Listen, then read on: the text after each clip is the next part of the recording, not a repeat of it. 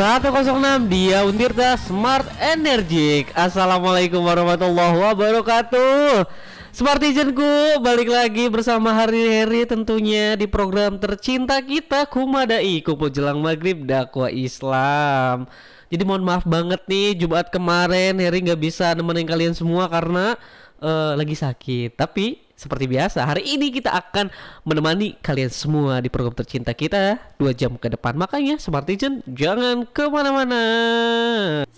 Smartizen balik lagi bersama Hari tentunya ya di Kumadai, Kumpul Jelang Maghrib Dakwah Islam. Langsung saja, sore kali ini kita bakal membahas hal yang insya Allah pasti bermanfaat buat kita semuanya, amin ya. Jadi sore kali ini kita membahas tentang kepemimpinan dalam Islam. Ini penting banget nih ya, karena sedasar-dasarnya kita, serendah-rendahnya kita pasti akan menjadi pemimpin. Pemimpin apakah itu? Pemimpin diri sendiri, pemimpin di rumah tangga, ataupun menjadi pemimpin kayak misalkan jadi ketua RT, ketua RW, dan lebih tinggi sampai seterusnya ya. Jadi meskipun kita tidak memiliki masa gitu kepemimpinan, kita tetap menjadi pemimpin terhadap raga diri kita sendiri. Jadi kita akan tidak terlepas yang namanya dengan pemimpin. Tapi mungkin kali ini kita bakal membahas pemimpin secara universal gitu ya. Pemimpin yang punya masa, pemimpin yang mempunyai umat gitulah ya, kurang lebih. Nah, kepemimpinan dalam Islam dikenal dengan istilah imamah. Sedangkan pemimpin disebut imam. Kedudukan seorang pemimpin dalam Islam sangatlah penting. Bahkan keberadaannya fardu kifayah, di mana setiap manusia akan berdosa apabila tidak adanya seorang pemimpin satupun, dan pembebanan hukum tersebut terbebas manakala salah seorang dari umat telah terpilih menjadi pemimpin. Jadi fardu kifayah tuh yang penting ada dulu, diselesaikan dulu. Ada yang bisa menggantikannya, maksudnya ada pemimpinnya dulu, maka dosa-dosa orang lain itu akan runtuh, tidak akan jadi haram gitu, tidak akan jadi suatu hal yang melanggar aturan Allah Subhanahu wa taala gitu. Contohnya saja, contoh lagi yang fardu kifayah nih, biar kita tahu ya Smartizen ya. Misalkan menyolatkan jenazah. Itu kalau di kampung nggak semua orang kampung harus menyolatkan. Tapi kalau tidak ada yang menyolatkan sama sekali, maka semua orang di kampung itu akan berdosa. Misalkan ada beberapa orang, cukup 2 orang atau 3 orang gitu yang memenuhi syarat berapa, misalkan 5, ya itu semua masyarakat kampung itu tidak terbebani untuk mendapatkan dosa karena udah diwakilin, istilahnya gitu ya. Nah, keberadaan seorang pemimpin yang diakui oleh syariat menunjukkan seorang pemimpin itu harus mengerti akan agamanya. Ilmu pembahasan dan pemerintahan Islam dikenal dengan fikih syiasah. Sayyidina Ali pernah berkata nih, ini keras banget ya. Lebih baik pemimpin oleh orang yang zalim daripada negara tidak ada pemimpin. Kenapa bisa demikian? Ini menunjukkan bahwa keberadaan pemimpin dalam negara itu mutlak diperlukan ya. Dalam sebuah pengajian bersama Tega ke Marhaba Habibi Bokongan, Walid Bakongan, beliau menjelaskan bahwa memilih pemimpin hukumnya wajib dan setiap insan akan berdosa jika tidak ada pemimpin walaupun cuma sehari. Melihat kenyataannya seperti ini, tentulah tidak ada alasan bagi kita untuk menolak keberadaan seorang pemimpin. Nah, setiap agama pun biasanya ada yang memimpin kita, umat muslim. Siapa pemimpin kita? Ya, yang membawa agama kita, yakni Nabi Muhammad SAW. Itu adalah pemimpin kita gitu, khalifah kita gitu kan. Untuk menjalankan aturan Allah Subhanahu wa taala, dibutuhkan seorang pemimpin yang bisa mengayomi manusia ke jalan yang benar sesuai dengan tuntunan syariat dan negara, aturan-aturan yang berlaku gitu ya. Jadi memang benar banget ya, orang ketika dipilih menjadi pemimpin atau menyalonkan dirinya sebagai pemimpin tentu harus mempunyai integritas, harus mempunyai wawasan, harus mempunyai ilmunya jelas ya. Jangan sampai salah memilih pemimpin ataupun pengen jadi pemimpin tapi tidak mempunyai kapasitas untuk memimpin. Wah, itu pasti bakal acak-acakan men. Iya nggak sih? Gini deh, kayak misalkan di kelas deh, kalau pemimpinnya misalkan jarang masuk, suka males-malesan, lah gimana misalkan kalau ada tugas anak-anak pada tahu ya acak-acakan dong. Begitu apalagi kalau misalkan memimpin suatu daerah. Wah, apalagi memimpin suatu negara. Wah, itu harus sangat vital sekali. Bisa-bisa negaranya bisa diambil oleh negara lain dong. Jangan sampai kayak gitu. Nah, saat ini semakin ramai dan banyak orang berlomba berebut untuk mengejar yang namanya jabatan dan menjadikan sebagai sebuah obsesi atau tujuan hidup semata. Betul banget. Kita nggak mikir dari luar negeri ya. Kita di dalam negeri aja. Banyak orang-orang yang gila akan berharap gitu jadi DPR, berharap jadi gubernur, bupati, sampai ngejual ini itu gitu kan. Kalau misalkan tujuannya untuk mengabdi is oke, tapi kita tidak bisa dibohongi gitu kan. Udah jadi rahasia umum, orang menjadi pemimpin kadang untuk memperkaya diri, itu yang salah. Jadi kalau kalian terpanggil menjadi pemimpin, itu seharusnya karena pengen mengabdi, pengen mensejahterakan masyarakat. Udah sampai situ. Untuk menjalankan perintah Allah Subhanahu wa taala, udah sampai situ. Jangan karena ada nafsu duniawi, karena ada kedudukan lah, karena itu sumber mata uang lah yang bertriliun-triliun gitu untuk didapatkan. Jangan sampai. Itu sepertinya nih ya pembahasan mengenai hal dasar dulu nih mengenai kepemimpinan dan pemimpin. Nanti kita bakal lebih dalam lagi tentunya ya. Jadi Smartizen jangan mana. Ada lagu dulu nih dari Opik Tombo Ati. Iya Smartizen. Jadi nih bagi kalian yang baru gabung di Kumadai sore kali ini, jadi langsung aja nih ya. Jadi di frekuensi 106 dia Untirta pokoknya ya. Dengerin sesudah mandi ataupun ya kalian lagi makan, lagi nyantai ngopi ataupun lagi di jalan, boleh banget dengerin Kumadai karena pasti ada info-info menarik dan ilmu-ilmu yang bermanfaat yang akan dibagikan gitu. Jadi sore kali ini yang baru gabung nih ya, kita lagi membahas tentang kepemimpinan dan pemimpin dalam Islam. Jadi kita akan lebih dalam lagi. Tadi kan pengertian yang dasarnya saja, sekarang kita bakal lebih dalam lagi nih. Kira-kira pemimpin dalam Islam itu seperti apa ya? Penasaran banget? Ya pasti penasaran dong, malah ditanya ya. Ya lanjut ya, kepemimpinan dalam Islam menurut Al-Quran dan hadis itu seperti apa? Jadi ya, pemimpin atau kepemimpinan merupakan persoalan keseharian dalam kehidupan, baik bermasyarakat, berorganisasi, berusaha, berbangsa dan bernegara. Bukan berusaha ya, lagi usahakan pasti di dalam perusahaannya ada yang namanya pemimpin, maksudnya itu. Jadi Islam sebagai rahmat bagi seluruh manusia telah meletakkan persoalan pemimpin dan kepemimpinan sebagai salah satu persoalan pokok dalam ajarannya. Nah, jadi ya di surat Al-Baqarah nih ayat 30 nih yang artinya, ingatlah ketika Tuhanmu berfirman kepada para malaikat, sesungguhnya aku hendak menjadikan seorang khalifah di bumi. Mereka berkata, ini malaikat berkata ya, mengapa kau hendak menjadikan khalifah di bumi ini? Orang yang akan membuat kerusakan padanya, menumpahkan darah, padahal kami senantiasa bertasbih dengan memuji Engkau dan mensucikan Engkau, wahai Allah, katanya. Lantas Allah berfirman, sesungguhnya aku mengetahui apa yang tidak kamu ketahui. Jadi si malaikat nih protes nih karena mungkin udah ngelihat kalau nanti manusia nanti cuma bisa ngerusak, cuma bisa ada pertumpahan darah gitu. Sedangkan ya malaikat kalau disuruh sujud sampai kiamat, sampai abadi, ya bakal dia sujud terus. Makhluk yang paling patuh itu ya malaikat gitu. Jadi makanya malaikat tanya, dan Allah berkata yang bagus banget ya, sungguhnya aku mengetahui apa yang tidak kamu ketahui. Ya jelas Tuhan semesta alam Allah Subhanahu wa taala ya jelas mempunyai kemampuan itu. Tidak ada makhluk yang melebihi pengetahuan Engkau Allah Subhanahu wa taala ya. Ayat ini mengisyaratkan bahwa khalifah, pemimpin, adalah pemegang mandat Allah Subhanahu wa taala untuk mengemban amanah dan kepemimpinan langit di muka bumi. Ingat, malaikat pernah memprotes terhadap kekhalifahan manusia di bumi gitu. Yang tadi itu ya salah satu ayatnya. Ada juga nih dari Quran surat An-Nisa, hai orang-orang yang beriman, taatilah Allah Subhanahu wa taala dan taatilah Rasulnya dan ulil amri di antara kamu. Ulil amri ini artinya pemimpin ya.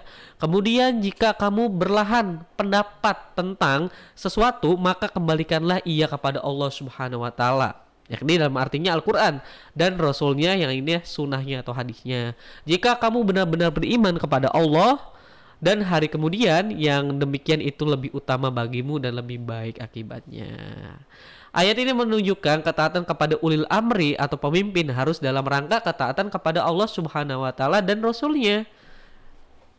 Ini ya sederhananya, jika ini pemimpin mempunyai kebijakan yang bagus buat kemaslahatan umat ya, untuk mensejahterakan, kita dukung ya, kita dukung. Misalkan kebijakan supaya masyarakat adat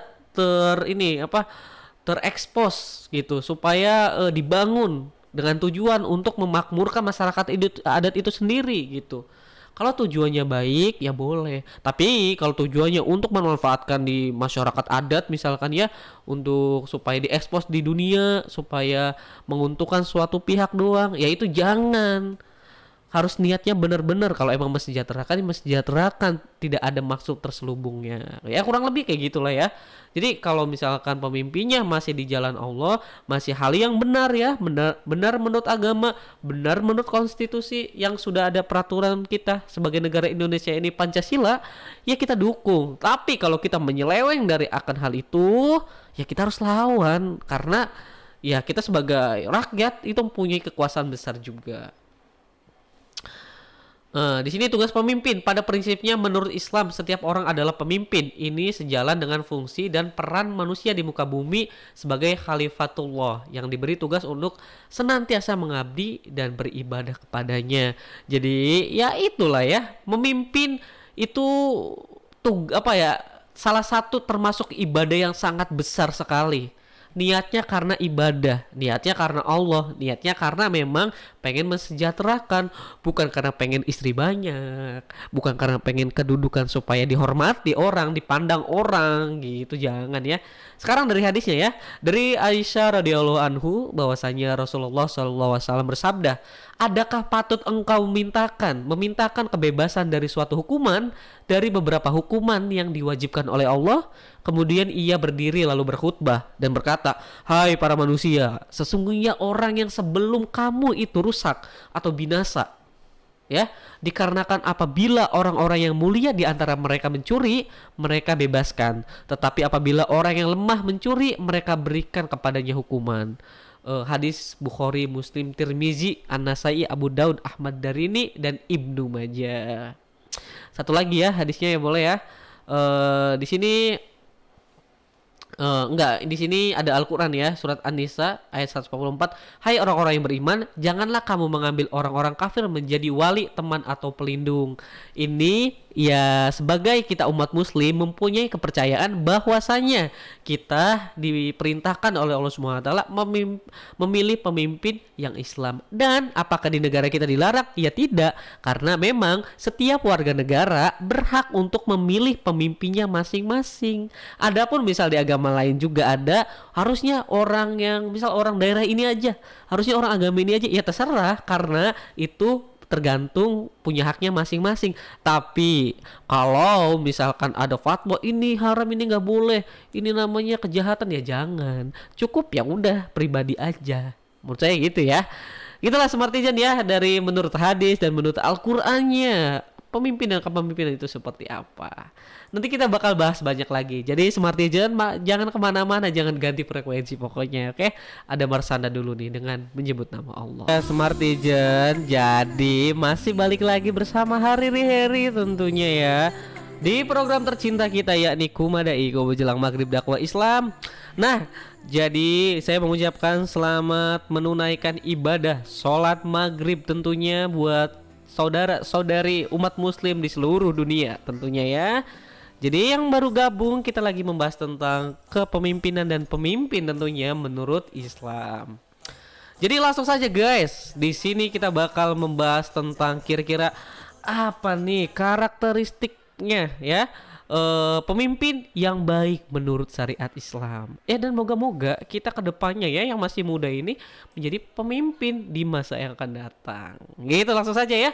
Jadi emang setiap manusia tuh ya terlahir di bumi dari yang pertama hingga terakhir adalah seorang pemimpin.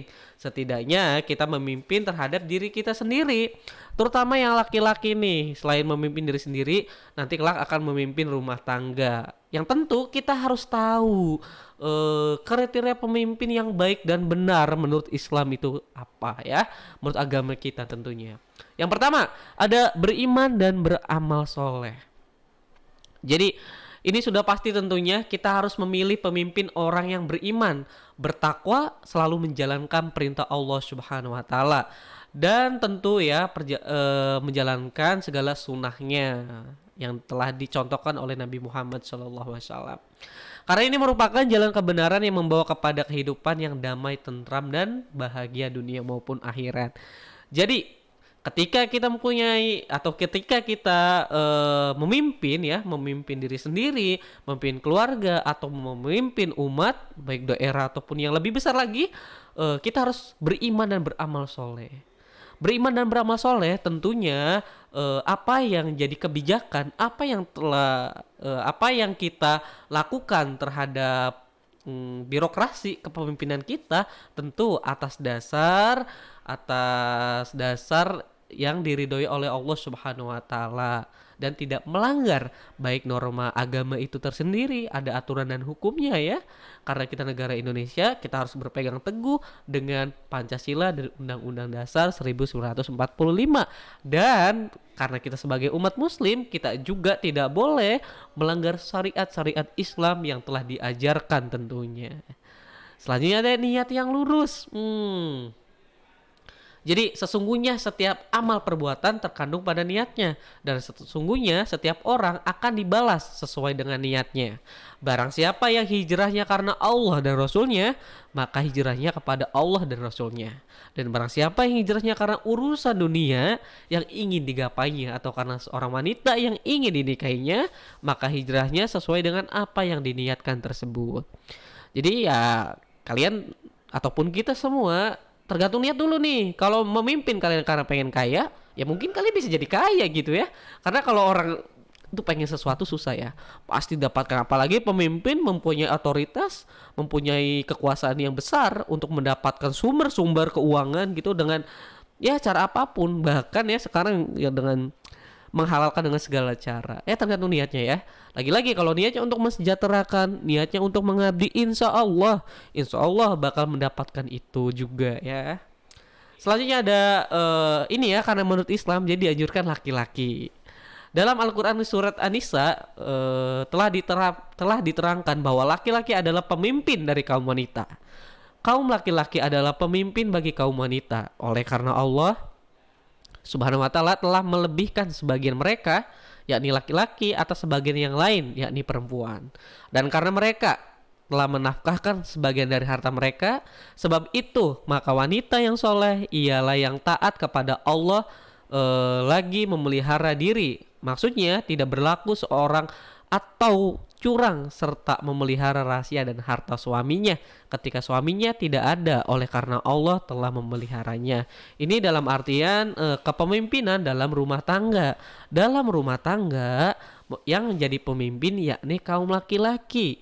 Jadi ya perempuan harus menjaga harta martabat si laki-laki juga, termasuk juga ya sebaliknya ya.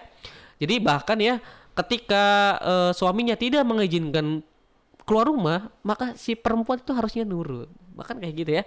Di sini ada hadis riwayat Al-Bukhari dan hadis Abdurrahman bin Al-Bakrah dari ayahnya, tidak akan beruntung suatu kaum yang menyerahkan urusan kepemimpinan mereka kepada seorang wanita.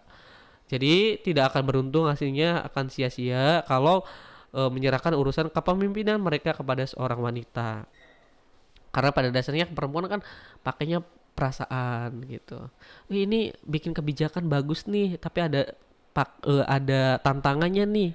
Mungkin ada yang dikorbanin gitu ya. Misalkan untuk kedepannya investasinya banyak gitu ya, untuk investasi saham. Tapi perasaannya takutnya ini enggak cair, ini takutnya blunder segala macem. Nah, perempuan kan pakai perasa. Kalau laki-laki ya udah, kalau emang nanti gagal, kita harus bikin planning B, planning segala macemnya. Jadi mungkin itu ya, karena Allah tidak mungkin salah untuk menentukan siapa yang jadi pemimpin ya. Tidak meminta jabatan. Sebenarnya ini sih yang bagus. Ini yang bagus. Rasulullah bersabda kepada Abdurrahman bin Samurah radhiyallahu anhu, "Wahai Abdurrahman bin Samurah," oh ini katanya pakai tanda seru juga ya. "Janganlah kamu meminta untuk menjadi pemimpin. Sesungguhnya jika kepemimpinan diberikan kepada kamu karena permintaan, maka kamu akan memikul tanggung jawab sendirian. Dan jika kepemimpinan itu diberikan kepada kamu bukan karena permintaan, maka kamu akan dibantu untuk menangguhnya." Hadis riwayat Bukhari dan Muslim. Terus ada pertanyaan, kita kan di Indonesia sistemnya demokrasi, nggak mungkin langsung tunjuk terus jadi. Nah, ini disesuaikan karena kita negara di Indonesia, kita juga harus menaati konstitusi dan undang-undang dasar yang ada, harus melewati pemilihan umum biasanya, gitu. Ya, jadi daripada tidak ada pemimpinnya sama sekali, kalau nunggu ditunjuk kan, karena kita sistemnya demokrasi. Gitu ya kurang lebih ya. Jadi kalau misalkan ini kurang mendalam banget ya wajar karena mungkin pengetahuannya saya lebih belum tahap ke situ dan khawatir kalau lebih dalam lagi saya takut salah. Jadi ini aja ya, so-so aja. Selebihnya kalian bisa tanyakan kepada Ustadz, Kiai ataupun guru dan dosen kalian. Gitu Smartijan. Selanjutnya berpegang teguh pada hukum Allah Subhanahu wa taala. Ini salah satu kewajiban utama seorang pemimpin. Allah Subhanahu wa taala berfirman dalam surat Al-Maidah, "Dan hendaklah kamu memutuskan perkara di antara mereka menurut apa yang diturunkan Allah dan janganlah kamu mengikuti hawa nafsu mereka." Artinya, setiap kebijakan yang pemimpin itu buat tentu atas dasar ya tidak menyelewengkan dari aturan Allah Subhanahu wa taala. Misalkan hal-hal misalkan homer dihalalkan untuk daerah ini, waduh jangan sampai ya itu karena jelas tidak diperbolehkan, karena jangan sampai karena hawa nafsu gitu. Ya udah ini pabrik ini dibolehkan, dilegalkan karena udah ada MOU dulu, biar cair gitu ya, jangan.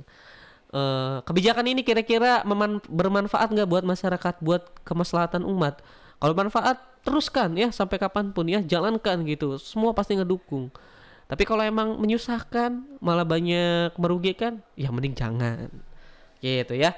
Selanjutnya, memutuskan perkara dengan adil. Rasulullah bersabda, "Tidak seorang pemimpin mempunyai perkara kecuali akan datang dengannya pada hari kiamat yang akan dipertanggungjawabkannya." Jadi ya, jadi pemimpin tuh doanya yang paling didengar loh ya. Pemimpin salah satu doa yang pasti dikabulkan kalau misalkan adil. Jadi jangan sampai nih ya, mentang-mentang karena saudaranya terus dia mempunyai jabatan tinggi, ketika ada hukuman itu dipermudah, ya jangan. Biasanya kan tumpul ke atas, tajam ke bawah. Jangan sampai gitu. Harus seadil-adilnya.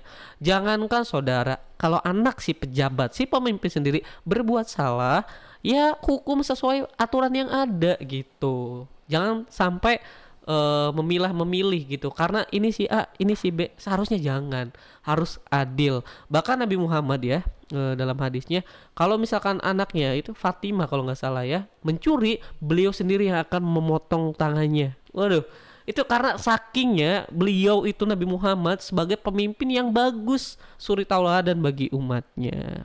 Itu dia kurang lebih ya salah satu ciri-ciri atau karakteristik pemimpin yang yang dicintai atau dicintai lagi, yang yang diperboleh karakteristik pemimpin ya yang diinginkan Islam gitu kan ya, cocok menjadi pemimpin Islam itu seperti apa. Tadi sudah dibahas ya, pokoknya moga-moga kita menjadi pemimpin yang seperti itu ya, Smartizen ya. Jadi kita akan membahas lagi. Ada lagu Fatin dulu, Kekasihmu, oke? Iya, Smartizen balik lagi nih bersama Harry dong tentunya. Nah, jadi kan tadi udah membahas banyak banget mengenai kepemimpinan dan pemimpin dalam Islam ya. Jadi kali ini Harry bakal membahas tentang 10 pemimpin besar nih ya dalam sejarah Islam. Ini di luar dari ya tentunya Nabi Muhammad dan Khalifah Rasyidin yang keempat itu ya, dari Abu Bakar, Umar, Utsman dan Ali bin Abi Thalib. Ini di luar itu ya, itu udah otomatis kalian pada tahu gitu. Nah, kita akan pilih beberapa nih ya. Dalam kurun 3 abad, nama-nama yang dicatat sebagai tokoh besar Islam dalam dunia militer. Ini juga sama ya, pemimpinan juga. Abu Ja'far Al-Mansur nih yang pertama. Laki-laki tangguh adalah seorang yang memegang peranan penting dalam sejarah berdirinya Daulah Abbasiyah, yakni Abu Ja'far Al-Mansur. Dialah pencetus ide Daulah Abbasiyah. Dia juru taktik dan tokoh intelektual di belakang saudaranya Abu Al-Abbas As-Saffah, khalifah pertama Daulah Abbasiyah. Jadi Abu Ja'far Al-Mansur begitu jeli nih ya strateginya melihat kelemahan Daulah Umayyah. Ia pandai memposisikan diri di kalangan orang-orang Persia dan Asia Tengah. Ia tahu bagaimana mengarahkan potensi perbedaan etnik dan budaya menjadi sebuah energi positif yang membangun, tidak melulu menghembuskan energi negatif yang memicu sengketa dan perpecahan. Betul banget. Perbedaan itu bukan untuk saling jotos-jotosan. Perbedaan itu justru kita untuk saling mengenal. Karena pelangi juga indah karena berbeda. Itu basic sih, cuman bener banget, setuju ya. Karena apalagi Indonesia. Di Indonesia ini banyak kan yang berbeda dari suku, ras, bahasa, daerah, agama. Jadi apakah kita harus tindas-tindasan? Ya enggak. Kita hidup rukun, bahagia, dan menjadi contoh bahwa sesama makhluk itu harus saling penuh kasih sayang. Selanjutnya ada Abdurrahman Al-Dakhil nih ya. Anak muda Bani Umayyah ini memiliki perjalanan hidup yang luar biasa. Membaca kisahnya mendirikan Daulah Bani Umayyah II seperti membaca kisah dongeng. Kalau kalian takjub dengan anak muda membuat kerajaan, mendirikan perusahaan, sejuta pencapaian, atau dengan Mark Zuckerberg yang mendirikan Facebook, maka kalian akan lebih takjub nih sepertinya nih dengan kisah Abdurrahman Dakhil ini. Karena di usia belia ia mendirikan kerajaan dalam arti nyatanya.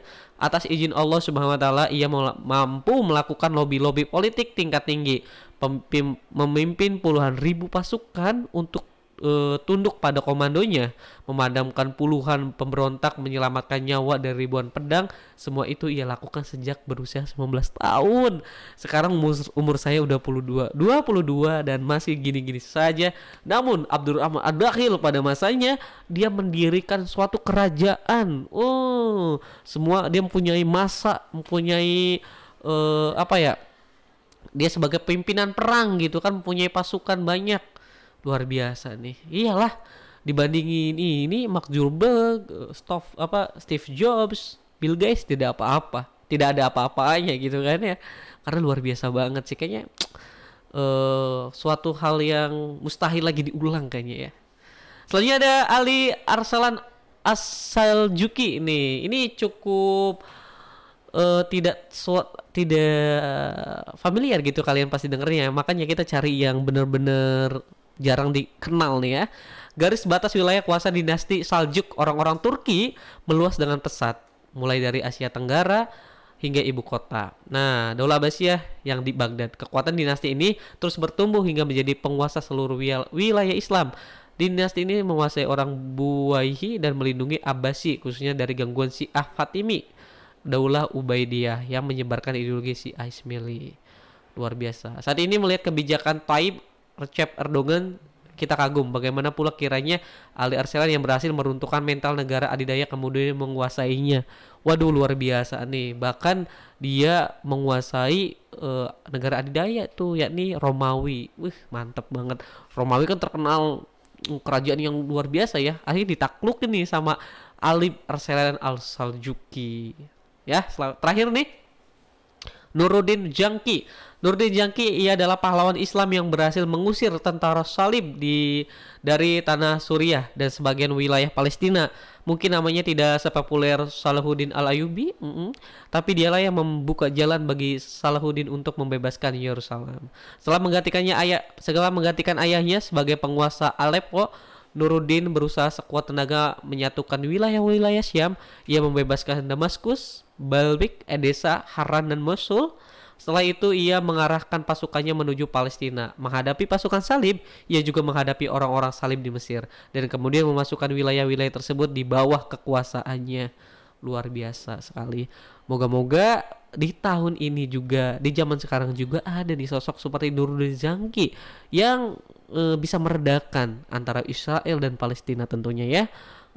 Kita ini berbicara tentang kemanusiaan, dan kita sebagai umat muslim juga tentu kita mempunyai ikatan emosional yang sangat tinggi. Moga-moga cepat selesai problemnya, tidak ada yang namanya kisruh lagi, tidak ada bom-bom lagi ya.